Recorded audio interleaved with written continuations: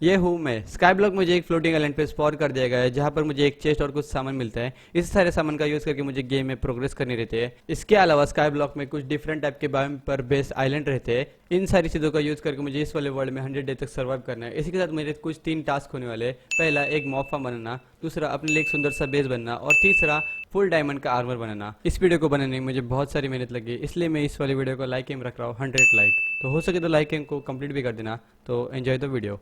Spawn होते ही सबसे पहले मैंने अपने सारे ग्रास को ब्रेक करने लगा ताकि मुझे सीड्स मिले, लेकिन मुझे उतनी सीड मिले जितने मुझे एग्जाम में मार्क मिलते हैं। देन इसके बाद मैंने वुड को कट किया और अपने लिए क्राफ्टिंग टेबल बनाया। क्राफ्टिंग टेबल की मदद से मैंने अपने लिए थोड़ी सी स्टिक्स बनाया और स्टिक्स की मदद से मैंने अपने लिए पहला हथियार बनाया जो कि थे एक वुडन की एक्स। और देन इसके बाद मैंने अपने लिए एक बनाई वुडन की पिकैक्स। और वुडन की पिकैक्स को बनाने के बाद मैं वापस से वुड कट करने लग गया, लेकिन मेरे जो सैपलिंग्स थे वो नीचे गिरी थी। सैपलिंग नीचे ना गिरी इसलिए मैंने सारी डर्ट को कलेक्ट करना शुरू कर दिया। और डर्ट को कलेक्ट करने के बाद मैंने अपने जो आइलैंड था उसको थोड़ा सा एक्सपेंड कर दिया ताकि जो सारे सैपलिंग्स वो नीचे ना गिरे। फिर मैंने बचे हुए पेड़ को कट करना शुरू कर दिया और थोड़ी देर के बाद मैंने सारे पेड़ को खत्म कर दिया। देन उसके बाद मुझे यहाँ पे कुल मिला के मिली 4 सैपलिंग। लगता है माइनक्राफ्ट के गॉड भी मेरे साथ है, इसलिए मुझे यहाँ पे 4 सैपलिंग मिले। फिर मैंने चारों सैपलिंग को अलग अलग जगह पे प्लेस कर दिया।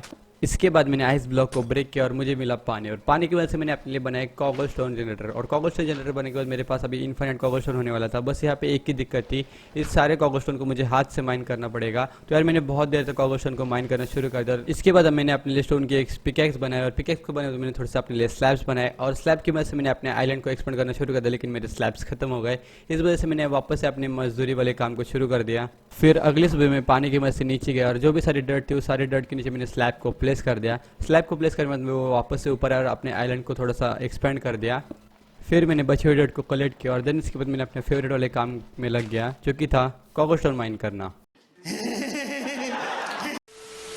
फिर मैंने रात को अपने आइलैंड को एक्सपेंड किया और जो बची हुई डर्ट थी उसको एक कोने में प्लेस कर दिया और उसके ऊपर जो बची हुई सैपलिंग थी उन सारे सैपलिंग को प्लेस किया और फिर रात भर कॉगलस्टोन को माइन किया। और फिर सुबह होते मैं नए आइलैंड की तलाश में लग गया और थोड़ी देर बाद मुझे एक नया वाला आइलैंड मिला जो कि था जंगल आइलैंड। वहाँ से मुझे थोड़ा सा तरबूज और देन इसके बाद जो भी सारे जंगल ट्री था मैंने सारे जंगल ट्री को साफ कर लिया और फिर रात के समय वापस अपने घर की तरफ निकल गया। जंगल ट्री को कट करने के बाद मुझे 4 सैपलिंग मिली थी, तो मैंने 4 डट के ब्लॉक को यहाँ पे प्लेस किया और उसके ऊपर मैंने 4 सैपलिंग को प्लेस किया और थोड़ी देर बाद यहाँ पे एक बड़ा सा पेड़ ग्रो हो जाएगा। और फिर मैंने अपने मनपसंद काम पे लग गया जो कि था कॉगलस्टोन को माइन करना। अब मुझे फील होने लग गया था कि मैं एक असली मजदूर बन चुका हूँ। फिर अगले सुबह मैंने स्लैब की मदद से सारे एरिया को कवर कर दिया। उसी के साथ मैंने अपने लिए एक चेस्ट भी बनाया और चेस्ट में सारे कीमती सामान को रख दिया। फिर उसके बाद मैंने अपने लिए थोड़ी सी खेती बाड़ी शुरू कर दी, मतलब कि यार जो मेरे पास सीड थी मैंने सारे सीड को यहाँ पे प्लांट कर दिया। फिर मैंने पूरे दिन तक वुड को कट किया और ढेर सारे सैपलिंग्स को कलेक्ट किया। फिर अगले सुबह मैंने सारे सैपलिंग को एक जगह पर प्लेस कर दिया। फिर मैं निकल पड़ा नए आइलैंड की तलाश में और थोड़ी दूर पे चलते मुझे एक आइलैंड भी मिल गया जो था एक स्नो आइलैंड। फिर उस स्नो आइलैंड पे जितनी भी सारी चीज़ें थी मैंने सारी चीज़ों को फटाक से कलेक्ट कर लिया। फिर मैं अपने घर की तरफ निकल पड़ा। घर आते मैंने सबसे पहले जो जंगल के लॉग्स थे उनको जंगल के प्लैंक्स में कन्वर्ट किया। देन उसके बाद मैंने अपने ढेर सारे स्लैब्स बनाए और फिर मैंने अपने दूसरे आइलैंड को एक्सपेंड करना शुरू कर दिया।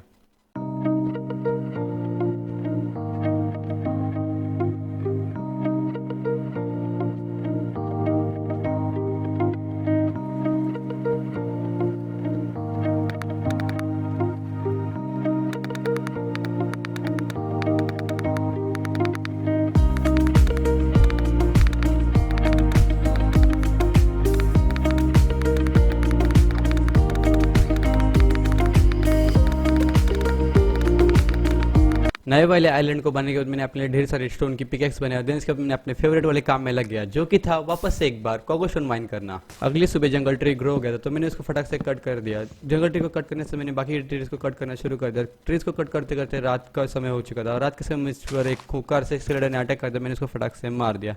स्केलेटन भाई का बदलने दो ज़ॉम्बीज ने मुझ पर अटैक कर दिया। भाई एक ज़ॉम्बी डायरेक्ट आयरन का फावड़ा लेके मुझ पर टूट पड़ता, लेकिन मैंने टावर अप करके दोनों ज़ॉम्बीज को मार दिया। फिर मैंने देखा सामने वाले प्लेटफॉर्म पे ढेर सारे मॉब्स बन रहे थे, तो यार मैंने डरना सही नहीं समझा और मैंने वापस से एक बार नए वाले प्लेटफॉर्म पे काम शुरू कर दिया।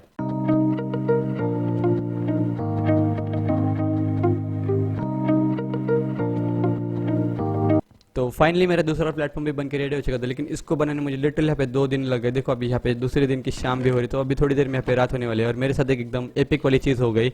लिटरली मेरे पीछे 6-7 ज़ॉम्बी लग गए। मैंने टावर अप करके ऊपर भी आ गया, लेकिन यार इसके बाद मेरे साथ एकदम एपिक वाली चीज़ हुई। मैं zombies को अपने स्वॉर्ड की मदद से मारा था, उतने में स्पाइडर दादा ने मुझे नीचे गिरा दिया। स्पाइडर दादा ने जैसे मुझे नीचे गिरा दिया, उसके बाद zombies ने मुझ पर अटैक कर दिया और लिटरली तुम देख रहे हो मैं हाफ हार्ट पे बचा, जिसके बाद भी मेरे पीछे छोटा वाला चिरण लगा था। यार मैंने दौड़ते दौड़ते कैसे ना कैसे करके यहाँ पे स्पीड से जाया। दिन इसके बाद मैंने 3-4 ब्लॉक का रिप्लेस कर दिया, लेकिन ये छोटा वाला ज़ॉम्बी मेरे ऊपर अटैक कर रहा था। फिर दिन इसके बाद मैंने फुल स्पीड से यहाँ पे बिल्डअप शुरू कर दिया। दिन इसके बाद मैं थोड़ी देर और ऊपर चला गया। मुझे अभी भी डर लग रहा था कि स्पाइडर आ जाएगा, इसलिए मैं थोड़ी देर और ऊपर चला गया। ऊपर आते मैंने एकदम भयानक सी चीज देखी। लिटरली मेरे दोनों प्लेटफॉर्म पे खून के प्यासे दरिंदे जानवर मेरी राह देख रहे थे। तो जैसे ही मैं नीचे चला जाऊंगा दिन इसके बाद ये लोग मुझे मार देंगे। नीचे जाके मरने से अच्छा मैंने ऊपर AFK रहना सही समझा और मैंने पूरी रात यहाँ पे AFK रहा। डे 7 पे मैंने अपने लिए एक नेदर पोर्टल बनाया जो कि बहुत ही अच्छा लग रहा था, लेकिन मेरे पास तो फ्लिंट एंड स्टील नहीं था। लेकिन मेरे पास एक लावा बकेट थी। लावा बकेट को मैंने नेदर पोर्टल के ठीक आगे रखा और उसके आगे थोड़े से प्लैंक को प्लेस किया और थोड़े समय में मेरा नेदर पोर्टल भी एक्टिवेट हो गया। फिर मैंने बकेट में लावा भरा और दिन इसके बाद मैंने अपने नेदर पोर्टल पे थोड़ा सा काम शुरू कर दिया।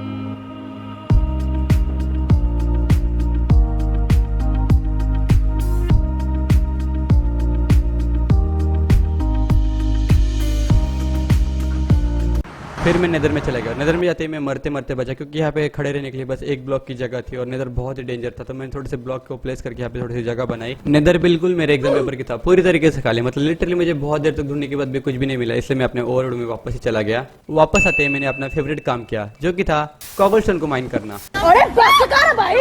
डे 11 पे मुझे एक नया वाला आइलैंड मिला जिसका कि मुझे नाम नहीं याद आता, लेकिन वहाँ से मैंने एक बकेट पानी ले लिया और वहाँ के जो ट्री थे वो बहुत ही अच्छे थे, तो मैंने वहाँ से उसके सीड्स को भी फटाक से कलेक्ट कर लिया।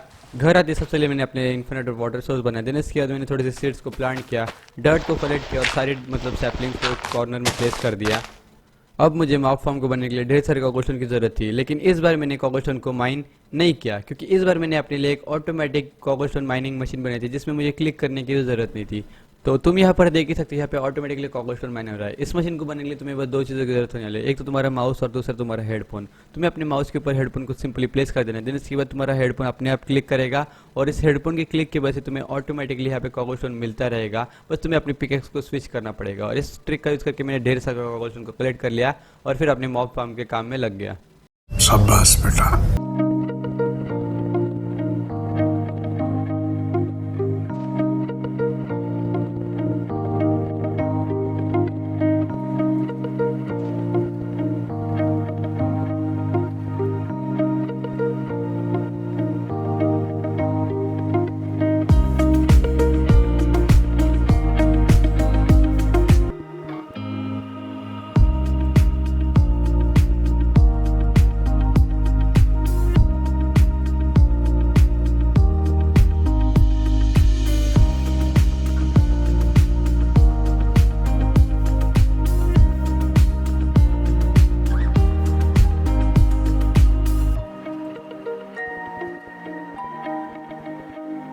तो फाइनली अपना मॉब फार्म कंप्लीट हो गया। फिर मैंने उसके ऊपर टॉर्चेस को प्लेस कर दिया, लेकिन फिर थोड़ी देर बाद चमत्कारी तरीके से रिकॉर्डिंग अचानक से बंद हो गई। लेकिन डरने की कोई बात नहीं गाइस, मैंने ज़्यादा कुछ नहीं किया, बस थोड़े से मॉब्स को मारा और दिन इसके बाद मैंने वक्त रहते रिकॉर्डिंग को देख लिया था। डे 21 पे अपना फाइनली मॉब फार्म बन के रेडी हो चुका था। ये बहुत ही अच्छे तरीके से काम कर रहा था। मैंने बहुत सारी पापी आत्माओं को मुक्ति दे दी और उस फार्म से मुझे ढेर सारे एक्स भी मिल रहे थे और इसके बाद ढेर सारा सामान भी मिल रहा था।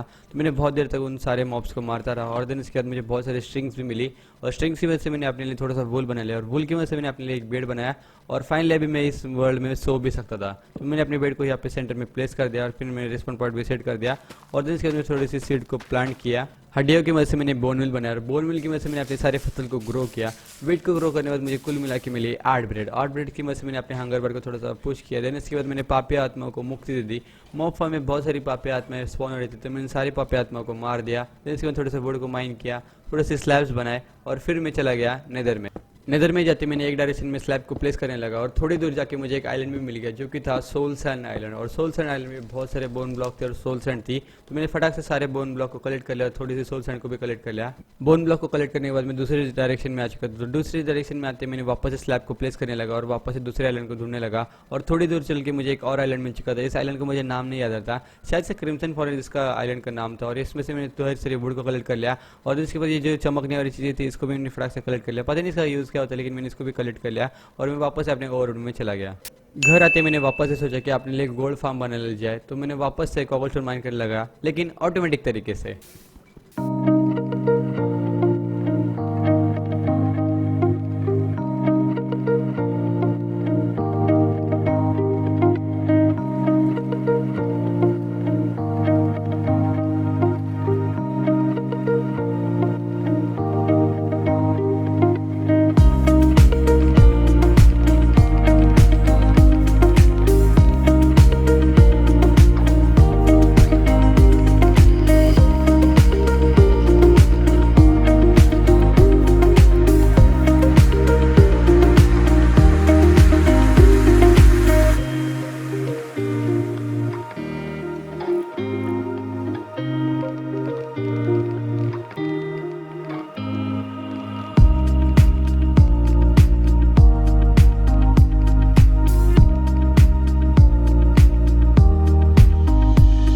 फाइनली अपना गोल्ड फार्म बन के रेडी हो चुका था।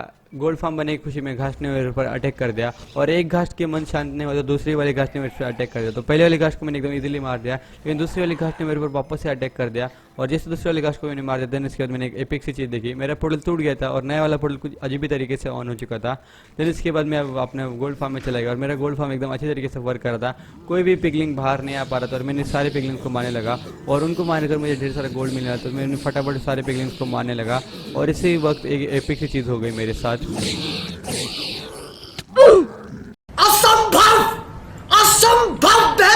देखो गाइस, मैं कोई नूब नहीं हूँ, सारी गलती उस पिगलिंग की थी। मेरा फार्म एकदम अच्छी तरीके से वर्क कर रहा था, बस वो पिगलिंग कहीं से तो ग्लिच हो गया और एकदम से मेरे सामने प्रकट हो गया और मुझे कुछ समझने से पहले उसने मुझे मार दिया। तो मेरे मरने की खुशी में मैंने पापी आत्माओं को मुक्ति दी। मुझे इतना लिटरली गुस्सा आ रहा था, मैंने 3 से 4 दिनों तक बस मॉब ही मारता रहा और मेरे एक्सपी बढ़ाई। देन इसके बाद मैंने दूसरे आइलैंड को एक्सप्लोर करने की ट्राई किया और मुझे थोड़ी देर में एक और आइलैंड मिल गया जिसमें बहुत ही बड़ा ट्री था। मैंने उस आइलैंड से सारे डर्ट और सारे वुड को कलेक्ट कर लिया और सारे वुड को कलेक्ट करने के बाद मेरे पास हो चुके थे 5 सैपलिंग्स। घर आते ही मेरे साथ एकदम एपिक सी चीज़ हो चुकी थी। मेरे सामने वाले प्लेटफॉर्म में बहुत सारे मॉब स्पॉन हो गए थे। देन जैसे मैं सोने के चला गया, देन इसके बाद मेरे ठीक सामने से एक ज़ॉम्बी विलेजर आ गया जो कि एकदम ज़ॉम्बी विलेजर था। तो उसको देख के मैं बहुत ही खुश हो गया। लिटरली मुझे अभी एक विलेजर मिल चुका था, लेकिन वो ज़ॉम्बी था, मुझे उसको क्योर करना था। लेकिन सबसे पहले मैंने अपने थोड़ा सा प्लेटफॉर्म को बिल्ड किया। देन इसके बाद मैंने उस ज़ॉम्बी विलेजर को कैद करने की कोशिश की, लेकिन ज़ॉम्बी विलेजर ने मेरे ही एल लगा दिए। देन इसके बाद मैंने वापस उसको ट्रैप करने की कोशिश की, लेकिन यार ज़ॉम्बी विलेजर बहुत ही ढीठ था, लेकिन मैंने कैसे ना कैसे करके उसको ट्रैप कर ही लिया। अगली सुबह मैंने जादुई पाउडर का यूज़ करके पेड़ों को ग्रो किया। देन इसके बाद पेड़ों को थोड़ा सा कट किया और मैंने अपने लिए एक बोर्ड बनाया ताकि विलेजर तो डिस्पॉन ना हो। फिर मैंने विलेजर को बोर्ड में बिठा दिया, ज़ॉम्बी विलेजर को। अब ये ज़ॉम्बी विलेजर यहाँ पे डिस्पॉन नहीं होने वाला था। फिर मैंने सारे डर्ट को कलेक्ट करने लग गया। अब तुम लोग सोच रहे हो कि मैं डर्ट को क्यों कलेक्ट कर रहा हूँ, क्योंकि मुझे सामने वाले प्लेटफॉर्म पे डर्ट को प्लेस करना है ताकि वहाँ पे जानवर स्पॉन हो सके। अब तुम लोग बोलोगे भाई जानवर को तुझे क्यों चाहिए, क्योंकि ये देखो स्काई ब्लॉक है, यहाँ पे जीने के लिए मुझे खाना चाहिए होगा।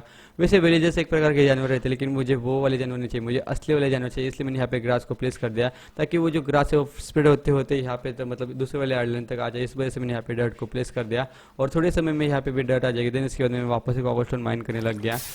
फिर मैं गया नेदर में और थोड़ी देर तक घूमने के बाद मुझे एक फोर्ट्रेस भी मिल गई। फोर्ट्रेस मिलने के बाद मैंने उसके अंदर मुझे ढेर सारे नेदर कलेक्ट कर लिया। 5 से 10 मिनट तक वेट करने के बाद फाइनली यहाँ पे एक ब्लेज स्पॉन हो चुकी थी। तो मैंने फटाक से उस ब्लेज को मारने के लिए ट्राई किया था, लेकिन वो ब्लेज के अटैक बहुत ही डेंजरस थे। लेकिन किसी न कैसे करके मैंने उस ब्लेज को कोने में लेके उसको मार दिया और जैसे मैंने उस ब्लेज को मार दिया उसके बाद उस अच्छी वाली ब्लेज ने मुझे पहले ही बार में ब्लेज रॉड दे दी। तो इसके बाद ऊपर की तरफ भी एक ब्लेज स्पॉन हो चुकी थी, मैंने उसको भी मार दिया और वहाँ पे 2 ब्लेज स्पॉन हो चुकी थी। तो मैंने उस दूसरे वाले ब्लेज को मारा, लेकिन दूसरे वाले ने ब्लेज रॉड नहीं दिया और मुझे 2 ही ब्लेज रॉड मिले। और देन इसके बाद मैं अपने घर पे वापस आ गया और जैसे मैं अपने घर की तरफ आ गया, देन इसके बाद मैंने एक एपिक सी चीज़ देखी। रुको मैं तुम्हें दिखाता हूँ। तो यहाँ पे देखो दोनों प्लेटफॉर्म पे बहुत सारे मॉब स्पॉन हो चुके थे और जिससे मैं आगे तरफ के देखा तो यहाँ पे विलेजर्स के मतलब ज़ॉम्बी विलेजर के बोर्ड में और एक छोटा सा विलेजर आ चुका था। पता नहीं ये चमत्कार कैसे हुआ, लेकिन ये अच्छा हुआ कि ये चमत्कार हो गया। और पीछे की तरफ से मेरे बहुत सारे ज़ॉम्बीज आ रहे थे। मैंने फटाक से अपने बेड को उठाया और देन इसके बाद फुल स्पीड से भागा और मैंने अपने बेड को पीछे तरफ प्लेस किया। अपने लिए एक ब्रूइंग स्टैंड बनाया। ब्रूइंग स्टैंड को बनने के बाद अभी मुझे बॉटल चाहिए थी। बॉटल मुझे अपने मॉब फार्म से मिल गए विच को मारने के बाद। मैंने अपने लिए 3 बॉटल्स भरी। 3 बॉटल्स को भरने के बाद अभी मुझे बस 2 चीज़ चाहिए थी। एक थी ब्लेज पाउडर, दूसरी चाहिए फर्मेंटेड स्पाइडर आई। ब्लेज पाउडर तो मेरे पास थी, बस मुझे फर्मेंटेड स्पाइडर आई बनानी थी। उसके लिए मुझे चाहिए थी एक स्पाइडर आई, एक शुगर और देन इसके बाद चाहिए था एक मशरूम। मेरे पास 2 चीज़ थी, मुझे चाहिए था मशरूम। तो मैं चला गया फिर मशरूम आइलैंड के पास और मशरूम आइलैंड के पास जाकर ढेर सारे मशरूम को कलेक्ट किया। ढेर सारे मशरूम को कलेक्ट करने के बाद मैंने 3 चीज़ों को मिलाकर बना लिया अपने लिए फर्मेंटेड स्पाइडर आई। फर्मेंटेड स्पाइडर आई बनने के बाद मैंने उसको ब्रूइंग स्टैंड में रखकर अपने लिए बना लिया फटाक से वीकनेस वाले पोशन। वीकनेस वाले पोशन बनने के बाद अभी मुझे चाहिए थी गोल्ड और गोल्ड के लिए मुझे जाना पड़ा अपने गोल्ड फार्म पे। और जैसे मैं अपने गोल्ड फार्म पे चला गया, देन इसके बाद मैंने बहुत सारे ज़ॉम्बी पिगलिंग्स को मारा। ज़ॉम्बी पिगलिंग्स को मारकर मुझे कुल मिला के 11 गोल्ड के इंगट बन गए, लेकिन यार ये बहुत ही कम थे। कम से कम मुझे 16 चाहिए थे। इस वजह से मैंने अपने लिए कुछ तो सोचा। दिन इसके बाद मुझे याद है कि मेरे चेस्ट में एक 3 आयरन इंगट भी है। तो 3 आयरन इंगट मुझे मिले थे अपने मॉब फार्म से। तो मैंने अपने एक पिकेक्स बनाई आयरन वाले। दिन इसके बाद मैं चला गया नेदर में। नेदर की ठीक मेरे ऊपर यहाँ पे 2 गोल्ड के ब्लॉक थे। मैंने फटाक से 2 ब्लॉक को माइन कर लिया। देन इसके बाद उन 2 गोल्ड ब्लॉक को माइन करने के बाद मुझे ढेर सारे गोल्ड के इंगट मिल गए। अब मुझे बनाए थे गोल्डन एप्पल। गोल्डन एप्पल के लिए मेरे पास एक ही एप्पल था। तो मैं वापस से अपने ट्री फार्म में गया और वहाँ से थोड़े से एप्पल कलेक्ट करके लाए और थोड़े से एप्पल कलेक्ट करने के बाद मैंने वापस से अपने लिए बनाए 2 गोल्डन एप्पल। 2 गोल्डन एप्पल बनाने के बाद फिर मैंने फ्लैश पोशन ऑफ वीकनेस बनाया। देन इसके बाद अभी मुझे अभी विलेजेस को क्योर करने की बारी थी। वैसे तो इनको ऐसे छोड़ना अच्छा लग रहा था, लेकिन मुझे इसको क्योर करना था। सबसे पहले मैंने इनके ऊपर वीकनेस वाला पोशन फेंक के मारा। मुझे और एक फेंक के मारा था, लेकिन मुझे डर लग रहा था। इसी वजह से मैंने यहाँ पे एक ही फेंका और इसके बाद मैंने दोनों को गोल्डन एप्पल दे दिया। इस छोटू को गोल्डन एप्पल देकर मैंने शायद से गलती कर दी। मुझे लग रहा था भाई ये क्योर नहीं होगा, लेकिन मैंने उसको रख दिया। फिर मैंने थोड़ी देर तक पापी आत्माओं को मुक्ति दे दी। इतने समय में अपने जो ग्रास थे वो आखिर तक स्प्रेड हो गए। देन इसके बाद मैंने रात के समय यहाँ पे फार्मिंग की और इतने में अपने जो विलेजेस थे वो क्योर हो गए। मैं दौड़ते हुए विलेजेस को देखने चला गया। जैसे मैं वहाँ पे पहुंचा देन इसके बाद मैं शॉक हो गया। जो छोटा वाला विलेजर था वो क्योर ही नहीं होता, वो अभी भी ज़ॉम्बी विलेजर था। मुझे डर इस बात का लग रहा था अगर ये वापस इसको इन्फेक्ट कर देगा तो यार मेरे पास तो अभी वापस से इतना भी गोल्ड नहीं है जिसको मैं वापस इसको क्योर कर सकूँ। तो मैंने इसको मारने का सोचा, लेकिन अभी भी ये पोशन शायद से काम कर रहा था, इस वजह से मैंने उसको ऐसे ही छोड़ दिया।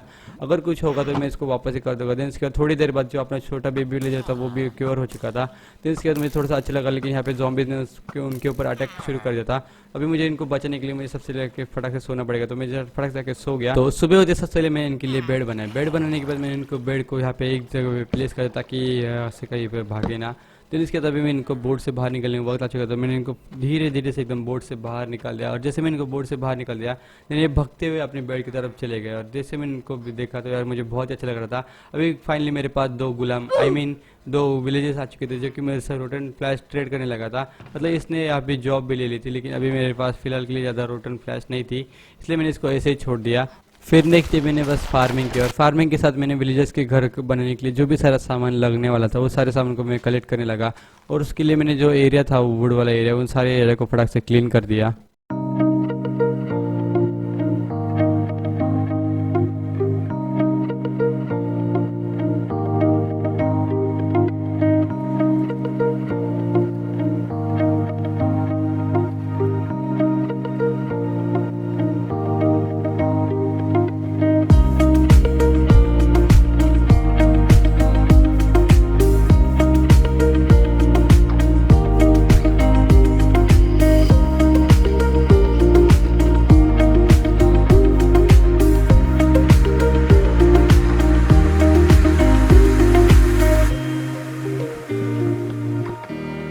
तो फाइनली डे 47 पे विलेज का घर बन के रेडी हो चुका था। अभी बस उनके घर में मतलब बेड और टॉर्चेस को लगाना बाकी था। तो मैंने चारकोल की मदद से फटाक से बहुत सारे टॉर्चेस बना दी।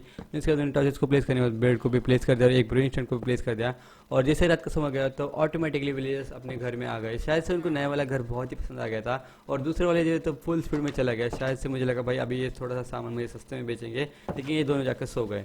अगली सुबह मैंने खेती की। मेरे पास एक गाजर था। एक गाजर को मैंने जादुई पाउडर की मदद से 3 गाजर बनाए। मैंने यहाँ पे एक का डबल वाली स्कीम का यूज़ करके यहाँ पे एक गाजर से अनलिमिटेड गाजर बनाए। और जादुई पाउडर के होने के बाद से मैंने यहाँ पे बहुत देर तक फार्मिंग की और बहुत सारे गाजर को बनाया।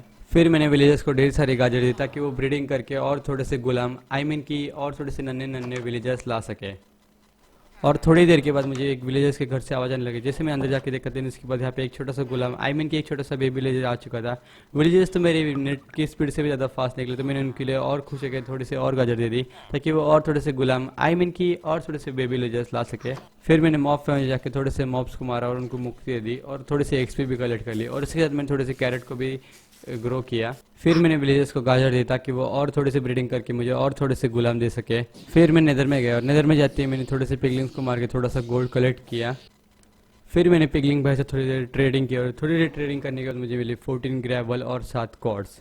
वापस ओवररोड में आते एक एपेक्स हो चुकी थी। मेरे विलेजर्स के घर में एक ज़ॉम्बी आ चुका था और उसने एक मतलब विलेजर्स को इन्फेक्ट भी कर दिया। बाकी विलेजर यहाँ वहाँ भाग रहे थे। तो यार अभी मुझे कुछ भी करके उस विलेजर को यहाँ पे फटाक से ट्रैप करना था। मैंने फटाक से बोर्ड की मदद से उस वाले विलेजर को ट्रैप कर लिया। देन इसके बाद जो एक ज़ॉम्बी था जिसने इन सबको इन्फेक्ट किया था उस ज़ॉम्बी को मैंने फटाक से मार दिया। ज़ॉम्बी को मारने के बाद मैंने फटाक से यहाँ पे ओक के लॉक्स बनाए। देन इसके बाद अपने लिए गोल्डन एप्पल बनाया। देन फ्लैश पोशन उसके ऊपर फेंक के मारा। देन इसके बाद गोल्डन एप्पल से उसको क्योर किया और क्योर करने के बाद अभी मैं वापस अपने काम में लगा और यहाँ पे जो गोलम स्पॉन था उसको मैंने फटाक से मार दिया।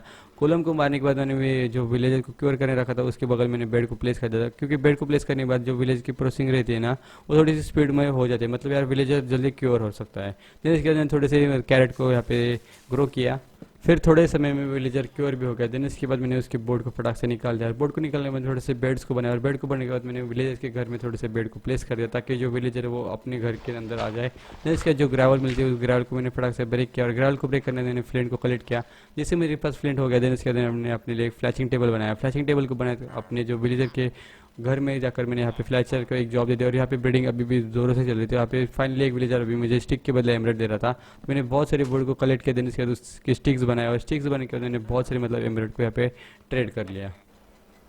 फिर नेक्स्ट डे मैंने अपने सारे सामान को सॉर्ट करने लगा। सारे सामान को सॉर्ट करने के बाद मैंने अपने लिए एक फ्लैचिंग टेबल बनाया। उसके बाद मैंने अपने लिए एक स्मिथिंग टेबल भी बनाया।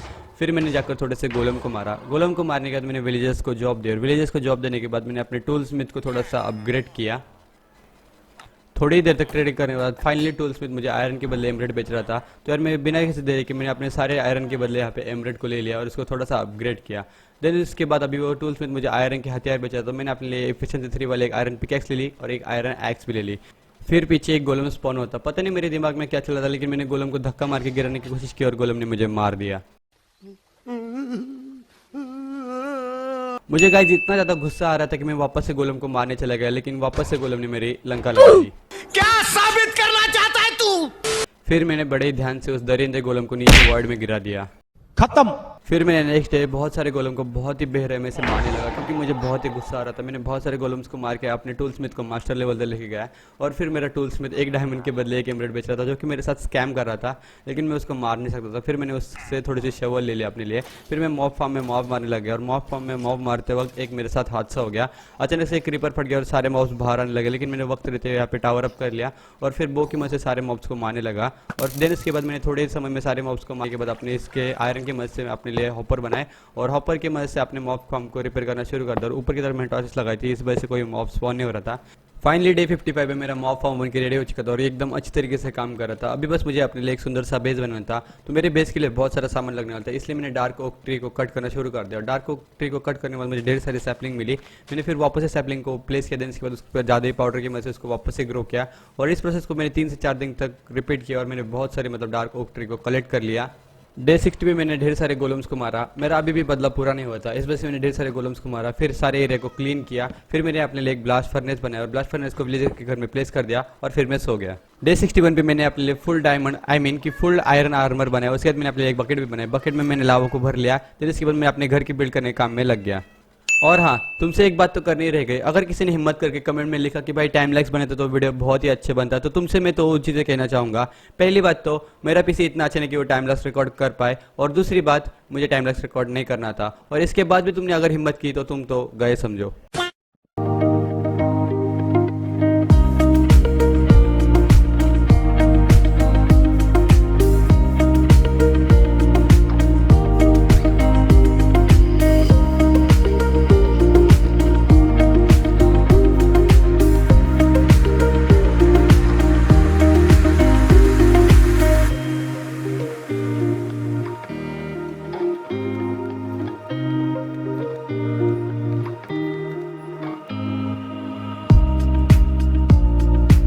घर की छत बनाते वक्त मुझे एकदम ओपी वाली चीज़ दिखी, जो कि थी फाइनली मेरे आइलैंड पे मॉब स्पॉन हो गए थे। मुझे समझ नहीं आ रहा था कि मैं हंसू क्यों रहूं, क्योंकि यहाँ पे मेरे 100 डेथ खत्म होने वाले थे और फाइनली मेरे आइलैंड पे यहाँ पे मॉब स्पॉन हो गए थे। मैं बहुत ही खुश था। मैंने फटाक से उनको फेंस के अंदर बंद किया और थोड़ा सा ब्रीडिंग की और फिर अपने घर के काम में लग गया। फाइनली डे 71 पे मेरा घर बन के रेडी हो चुका था और वो बहुत ही सुंदर लग रहा था, लेकिन अभी भी उसमें बहुत सारा काम बाकी था। सबसे पहले मुझे सारे सामान को शिफ्ट करना था, फिर मैंने अगले एक दिन तक पूरे सामान को शिफ्ट किया। फिर इसके बाद रात के समय मैंने जाकर सारे मॉब्स को ब्रीड किया और सारे मॉब्स को ब्रीड करते मुझे बहुत ही अच्छा लग रहा था, क्योंकि मुझे ढेर सारा खाना बहुत सारे नए नए जानवर मिल रहे थे। डे 73 पे मैंने आर्मर के साथ थोड़ी सी ट्रेडिंग की और उसको मैक्स लेवल तक लेके जाने के लिए ट्राई किया, लेकिन मेरे एमरेड खत्म हो गए। लेकिन अभी भी आर्मर मुझे डायमंड का आर्मर नहीं बेच रहा था। इसी खुशी में मैंने मॉब फार्म में जाके ढेर सारे मॉब्स को मारा और ढेर सारे मॉब्स को मारने के मुझे ढेर सारे रोटन फ्लैश मिली, तो मैंने सारे रोटन फ्लैश को फटाक से कलेक्ट कर लिया और दिन के एंड मैंने वापस से जानवरों को ब्रीड किया और उनकी तादाद थोड़ी सी बढ़ा ली। डे 74 पे मैंने क्लियर के साथ ढेर सारे रोटन फ्लैश को ट्रेड किया और मुझे मिले 13 एमरेड लेके गया मैं अपने आर्मर के पास और उससे ढेर सारे शील्ड को ट्रेड किया और मुझे लगा कि फाइनली वो मुझे अभी पूरा डायमंड का आर्मर ट्रेड करेगा, लेकिन यहाँ पे मेरे साथ प्रैंक हो गया और मेरे एमरेड खत्म होने के बाद मैंने वापस से देखा तो मेरा आर्मरर मुझे यहाँ पे डायमंड की पैंट और डायमंड की शूज़ बेच रहा था, जो कि बहुत ही महंगे बेच रहा था और अभी भी ये मुझे पूरा आर्मर ट्रेड नहीं कर रहा था। तो और इस चीज़ को सेलिब्रेट करने के लिए मैं गया अपने मॉब फार्म में और वहाँ पे पापे आत्मा को मैंने मुक्ति दे दी। फिर मैंने अपने खाने के साथ ब्रीडिंग की, कि मैंने अपने जानवरों को खाना खिलाया और उनकी थोड़ी सी लोक संख्या बढ़ा दी। डे 75 में मैंने अपने 2 फर्नेस बनाया, फर्नेस को बनाकर मैंने उसमें कॉबलस्टोन स्मेल्ट होने के लिए रख दिया। फिर मैं गया अपने मॉब फार्म की जगह पे और मैंने वहाँ से सारे डॉट को कलेक्ट कर लिया और मॉब के लिए थोड़ी सी नई वाली जगह बनाया और वहाँ पे कारपेट को प्लेस किया। मैंने बस एक ग्रास के ब्लॉक को छोड़ दिया ताकि वहाँ पे वापस एक नए मॉब स्पॉन हो सके। फिर मैंने थोड़े से पिगीज को यहाँ पे ब्रीड किया, देन इसके बाद थोड़े से काउस को भी ब्रीड किया। डे 76 से लेकर डे 77 तक मैंने अपने लिए 2 पिलर्स बनाए और इन 2 पिलर्स को बनाए अपना जो बेस था वो बहुत ही सुंदर लग रहा था। फिर मैंने ऐसे सेम पिलर को बाकी के 2 जगह पे प्लेस कर दिया। अपने बेस को और सुंदर बनाने के लिए मैंने डे 77 से लेकर डे 85 तक मैंने अलग अलग डिजाइन को ट्राई किया और अपने बेस को थोड़ा सा और सुंदर बनाया।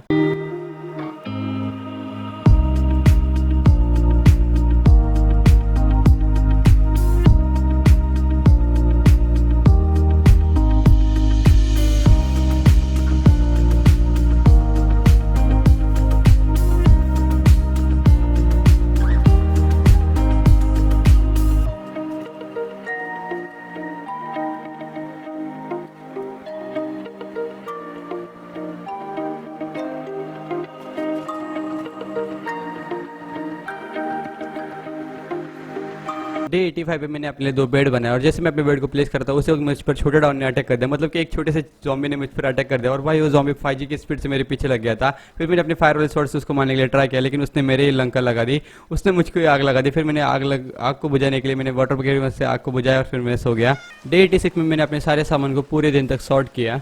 डे 87 में मैं अपने फेवरेट काम में लग गया जो कि था पेड़ों को ग्रो करना। डे 1 से लेकर मैंने बहुत सारे सैपलिंग को कलेक्ट किया था, तो मैं अपने उस सारे सैपलिंग को अपनी मतलब बेस के चारों तरफ एकदम अच्छी तरीके से लगाने वाला था। तो जो मैंने पैटर्न बनाया था जिसको बनाने में मुझे बहुत टाइम लगा, तो मैंने सारे पैटर्न को यहाँ पे ब्रेक कर लिया।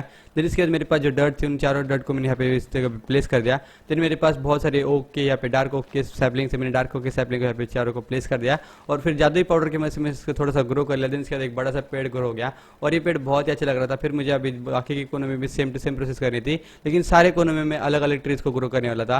दूसरे आइलैंड पे मैंने सोचा कि भाई जंगल ट्री लगा जाए, तो मेरे पास 6 सैपलिंग से मैंने 4 सैपलिंग को यहाँ पे प्लेस कर दिया। फिर जादुई पाउडर की मदद से उसको ग्रो किया और थोड़े समय में एक विशाल का जंगल ट्री यहाँ पे ग्रो हो गया था और वो देखने में बहुत ही ओपी लग रहा था।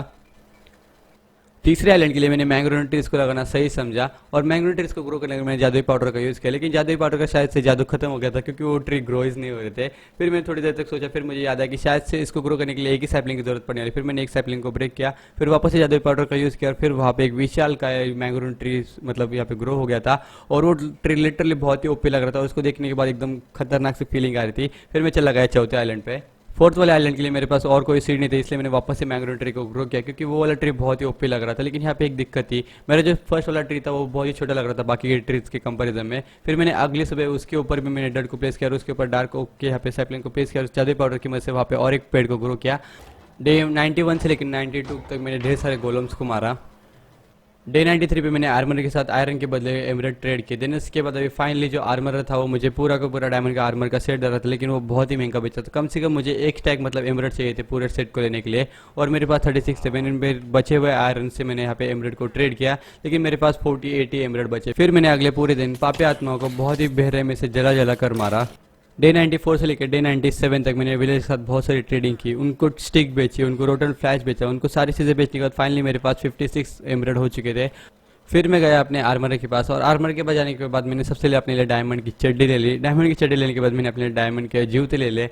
डायमंड के जूते लेने के बाद अभी मैंने अपने लिए लिया डायमंड का हेलमेट जो कि था बहुत ही ओपी और उसमें लगा था ब्लास्ट प्रोटेक्शन। देने इसके बाद मैंने अपने डायमंड की छाती ले ली, मतलब कि डायमंड की चेस्ट प्लेट, और मेरे पास कुल मिलाकर एक एमरेल्ड बचा। लिटरली तुम देख रहे हो मेरे पास बस एक ही एमरेल्ड बचा था, लेकिन जब तक मेरी एक स्पीड 50 नहीं होती तब तक यार मैं इस डायमंड के आर्मर को पहनने वाला था। इस वजह से मैंने डे 97 पे मैंने ढेर सारे मॉब्स को मारा और ढेर सारे मॉब्स को मारने के बाद जो मॉब फार्म के बगल में वुड था मैंने उस सारे वुड को फटाक से कट कर लिया। फिर डे 98 पे मैंने ढेर सारे मॉब्स को मारा और ढेर सारे मॉब्स को मारने के बाद मुझे एक अनब्रेकिंग वाली बो मिली। फिर मैंने अपने लिए एक एनुअल बनाया और एनुअल की मदद से अपनी जो अनब्रेकिंग वाली बो थी मैंने उसको यहाँ पे फुल पावर अप कर लिया और पावर अप करने के बाद मेरी जो एक्सपी थी वो वापस से कम हो गई। फिर मैं गया मॉब फार्म पर। डे 99 पर मैंने बस पापी आत्माओं को बहुत ही बेरहमी से मारा और पापी आत्माओं को मारने के बाद मेरे एक्सपी हाफ सेंचुरी कंप्लीट कर ली, मतलब मेरी एक्सपी हो चुकी थी 50। अब वक्त आ चुका था अपने डायमंड के आर्मर को पहनने के लिए, इसलिए मैंने यहाँ पे टावर अप किया। तो फाइनली डे 100 पे अभी वक्त आ चुका था अपने डायमंड के आर्मर को पहनने के लिए। सबसे पहले अपने डायमंड की बूट्स पहने, देन इसके डायमंड की चड्डी, डायमंड की चेस्ट प्लेट और उसके डायमंड के हेलमेट, और इसके के साथ मेरा तीसरा टास्क भी कंप्लीट हो गया था। तो यार इस वाले वीडियो में फाइनली मैंने 100 डेज तक सर्वाइव कर लिया और मुझे बहुत ही अच्छा लगा कि मैंने इतने 100 डेज के अंदर इतना सुंदर सा बेस बनाया। आई होप कि तुम्हें भी ये वाला वीडियो पसंद आएगा। तो वीडियो पसंद तो वीडियो को फटाफट लाइक कर दो यार, और चैनल को सब्सक्राइब भी कर दो। और बाय द वे तुमसे मैं एक चीज़ कहना चाहता हूँ, मेरा एक इंस्टाग्राम अकाउंट भी है, तुम्हें डिस्क्रिप्शन में लिंक मिल जाएगी, वहाँ पर भी जाके फॉलो कर लेना, बहुत ही अच्छा लगेगा अगर तुमने मुझे फॉलो किया तो। और यहाँ पे एक और चीज़ रही जो कि है एंडर ड्रैगन, लेकिन एंडर ड्रैगन को हम नेक्स्ट वाले एपिसोड में मारेंगे क्योंकि वीडियो ऑलरेडी आधे घंटे की हो चुकी है और अभी मुझे पता नहीं कि तुम ये वीडियो देख रहे हो कि नहीं, लेकिन अगर तुम्हें पार्ट 2 चाहिए तो नीचे पार्ट 2 लिख देना। तो यार मैं मिलूंगा तुमसे नई वीडियो में, तब तक के लिए थैंक्स फॉर वॉचिंग।